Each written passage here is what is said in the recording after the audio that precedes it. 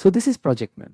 If you work with AI coding agents, Claude, Cursor, Antigravity, Codex, you already know the problem. Every new chat starts from zero. You re-explain the architecture.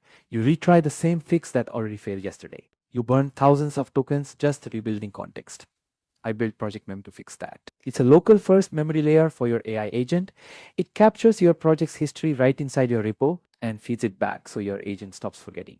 In the next few minutes, I'm going to walk through the whole thing on a real project. Set it up, log a bug, watch the agent fix it, and at the end, you'll see the killer feature. A pre-commit warning that stops you from repeating yesterday's failed approach. Let's go. This is a general purpose app, a README generator for GitHub. It works, but it has a few bugs that I planted on purpose. The first one, when I add a skill or a tech chip, the input doesn't clear properly. You can see it stays there. So we need to clean that up. I'll fix it. The second one is the license section. You can see there's a section list here, but the license part is missing from the output. That needs fixing too. And the third one is the animated header. Sometimes when I'm typing, you see the preview jumps. There's a layout jump in the preview. We need to fix that as well. So we're going to use our tool Projectmem to fix all of this. Let's start. This is our project folder. You can see the files of this repo. First, let me check whether the MCP server is installed. And it isn't. There's nothing installed yet. So before installing Projectmem, let me show you what it's like without it. I haven't added Projectmem to this repo, so let's test the agent on its own first. I'll paste the bug description, the layout bug, and the other issues we described earlier. I'll send it and let the agent work. You can see it's scanning everything, the index file, the source, all of it. After a long time, it comes back with something, but notice there's no memory. Every session starts from a reset. It explores the entire repo from scratch just to answer. Now let's set up Projectmem in our project folder. I open the terminal and run the init command. You can see the output right away. It starts the watcher and prints an MCP configuration block. It even suggests the exact MCP config I need. So let's copy that. The guide says, after pasting the config fully, go ahead and restart your client. The init also sets up your project map and capture decisions. After initialization, you get your root folder set as the project folder and the daemon starts. You can stop it later with the stop command. To use the MCP server, I copy the config block. I can access it either way, from the terminal or from the client's MCP settings. Let me show you. I open the MCP config window, paste the block, and save.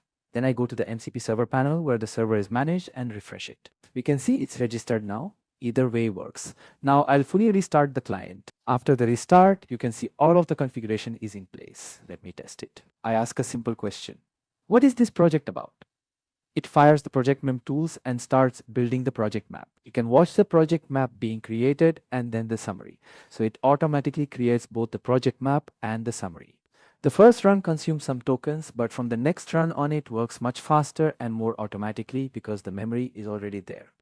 Now let me open a fresh chat to test the memory. I close the old one and start a new conversation. I ask about the project again.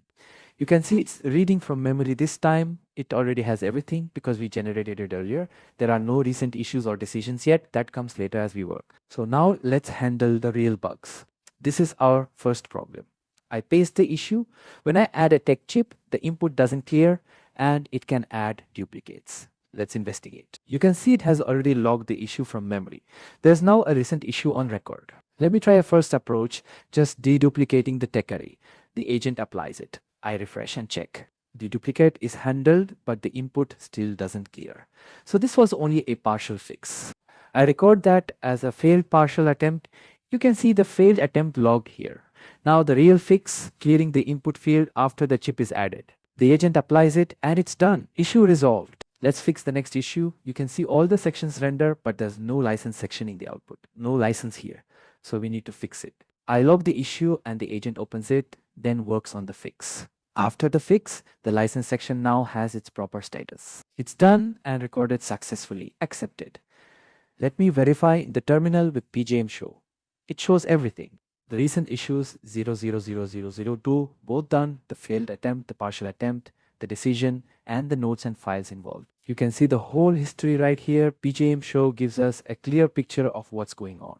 I reload the app and the license section now appears correctly. Fixed. Now back to the third issue, the jump. When I select something, you can see the preview jumps. We need to fix this one. For this bug, I'll switch to Antigravity to explain it. I paste the issue, spinning jumping header, and describe the problem. Notice it asks me for permission to run a check. It's checking whether we've tried to fix this before. Yes, I allow it. The agent opens a review panel, looks at the jumping header and the image, and proposes a fix. Let's check whether it's solved. It's still jumping, not solved yet. So I go back to Antigravity and tell it the fix didn't work. I ask it to record this as a failed attempt. You can see the failure attempt logged here. We tried a CSS approach and it didn't fix the layout shift. Now for the real fix. The agent applies it and this time it works. You get the result. The fix is done, the partial failed attempt is recorded, and the style fix is in place. The layout no longer jumps. The fix is done, but it's not committed yet. So let's push it to the repo. I stage the change and then commit. And that's when you see the warning. When I commit, the warning appears. You can see it. 2 failed attempts on this file. The last failure tried a CSS contain approach and didn't fix the layout shift. It's warning me before the commit completes, based on the file I changed. So the message is clear, there are failed attempts on this file, and before I commit, I should review them.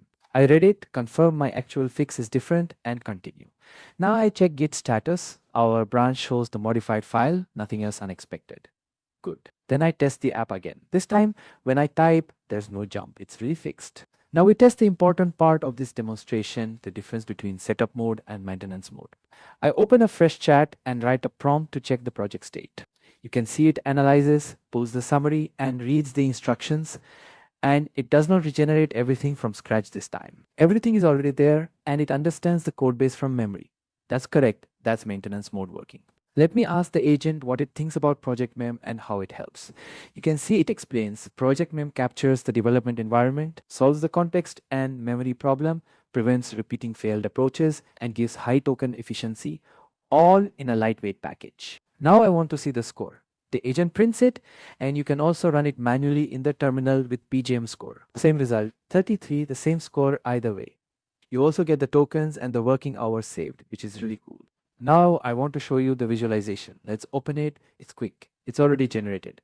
The visualization opens up and it's clean. You can see the connected graph, a 2D map. Click around and you get the issues, the attempts, the fixes, the dashboard, and the project map. You can see the connection in the project map laid out like a tree. You can also see the timeline. Everything we fixed in this tutorial is captured right here. There's manual capturing and auto capturing. The fixes here were auto captured. So thank you for watching. I hope this helps you and your projects. Kindly give it a try. You can find lots of information on our official site. The full guide with all the details, an easy setup walkthrough, the changelog, and the demo. I'll be posting more videos here too. And if you'd like to get in touch, you can contact us through the site. If you want to support the project, we don't need money. Just give our repo a star. That helps us a lot. So if you like it, please star the repo. I personally request you, please install it and try it out. Thank you for watching again. I'll see you in the next tutorial.